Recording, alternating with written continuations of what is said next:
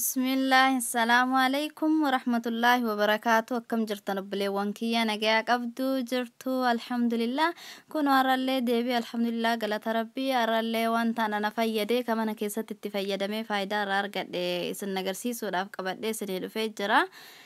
Video as dura dabarsee waa'ee rifeensa high porosity, medium fi low porosity kanatu ta'a jedhee isin agarsiise keessatti irra hedduun keessan agammaa na gaafachaa jirtanii waan ati agarsiifte sanii shaampoo ta'ee qibaatii sawunniin irra hedduu isaaniin argannu eessatti argamaa barbaannee dhabnee naan jettani. Kanumarraa kaka'ee bakka kamittiyyuu yoo barbaadame hin dhabamne bakka hundayyuu jiru gatiin isaas birrii xiqqaa ta'e kan mana kiyya keessatti ofii kiyyaatti fayyadamu qabadhee isinii dhufee jira. Tokkoffaa irratti jalqaba kun akkuma sitti argitan kana kun qibaatii sunfloweridha. Qibaatiin kun anillee amma itti fayyadamaa jira. Kun akkuma argitan irraa gadi hir'ataa jira.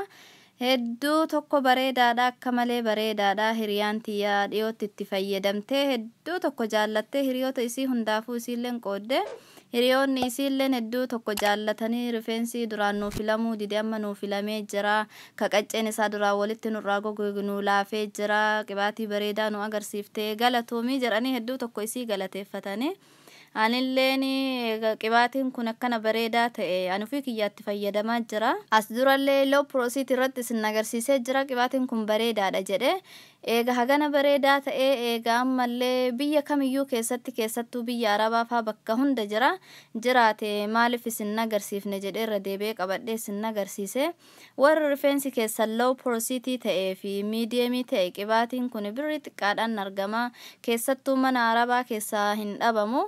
Irra baay'ee isaa mana Arabaa qibaatii zayitii sunflowerii kanaa fi aafiyaa ka jedhuun fayyadaman nyaataaf isaan bilcheeffatan ka jedhu dhaga'ee jira. Yoo mana keessaa qabaattan sunflowerii kana jechuudha qibaatii sunflower jedhu kana kaamma flowerii ababaan irra jiru kana itti fayyadamaa isinin jedha warra rifeensi keessan low porosity ta'e rifeensa hin laaffisaa ka goggoge hin laaffisaa akka filamu taasisa. Halkan uwwiftanii dibattaniiti feestaaliidhaan hiitanii raftanii ganama yoo kaatanii ofirraa fuutanii yoo jijjiirama bareedaa irraa argattanii gatiin isaallee gatima xiqqaadha jechuudha. Yoo mana keessaa hin qabnellee suuqa hundayyoo gaafattanii hin argattanii birrii xiqqaadhaan argattanii. Baay'ee tokko bareedaadha qibaatiin kun itti fayyadamaa isiniin jedha warri low porosity fi medium ta'e warri high ta'eyyuu yoo yaaltanii bareedaa natti fakkaate yoo yaaltanillee rakkoo hin qabu garuu qibaatii bareedaadha nama baay'ee jaalate. Inni lammaffaan ammoo kunoo akkuma sitti argitan kana carqii matatti gadi godhatanii carqiin kunin ofii kiyyaa fi daa'ima kiyyallee itti fayyadamanii hedduu tokko bareedaadha. Halkan wayita rafnu rifeensa keenyatti yoo hidhannee rafne carqii silkiitii lallaafaadha. Keessi isaa carqii silkii jedhaniin cululuqaadha. Rifeensa keenyallee nurraa harkisee hin kukkutu. Ammallee qibaatii adda addaa yoo nu dibannellee nurraa qibaatii kana dhugee hin fixu jechuudha. Bareedaa tokko daa'imni tiyya guddaallee jettee irraan tursiiftu garoon ofii kiyyaa halkan hundayyuu kana kaadhee rafaa hedduu tokko bareedaadha.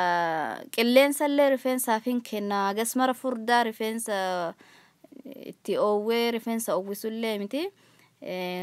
Rifeensa illee harkisee nurraa hin kukkutu hedduu tokko bareedaadha. Wayita rafnu halkan wayitee rafnu yoo itti fayyadamne jechuudhaan hedduu tokko itti fayyadama bareedaadha. Baay'ee tokko jaalladhe silkii waan ta'eef rifeensa nurraa hin kukkutu hin harkisu qibaatii nu dibannillee irraa hin dhugu nutti illee hin oowwu jechuu rifeensa keenya oowweellee nurraa hin kukkutu kana fakkaata.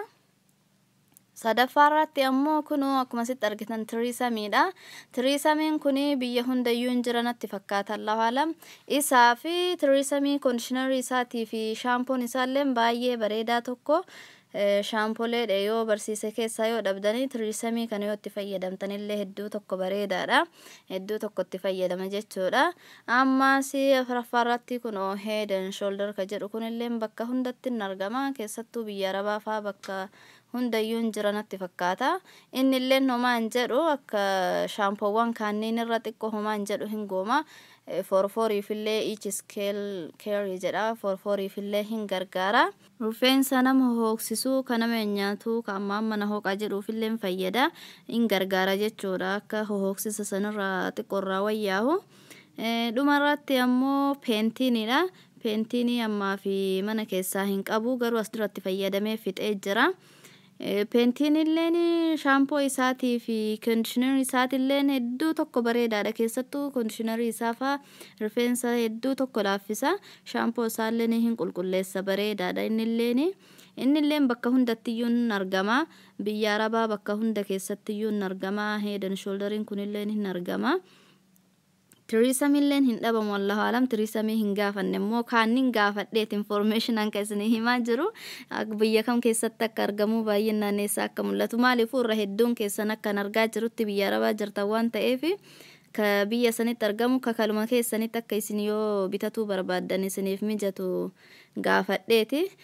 Tiriisamii Head and Shoulderiin kunilleen sunfloweriin kun mana nama hundaayyuu jedhu baadhillee mana nama irra baay'ee keessa jira.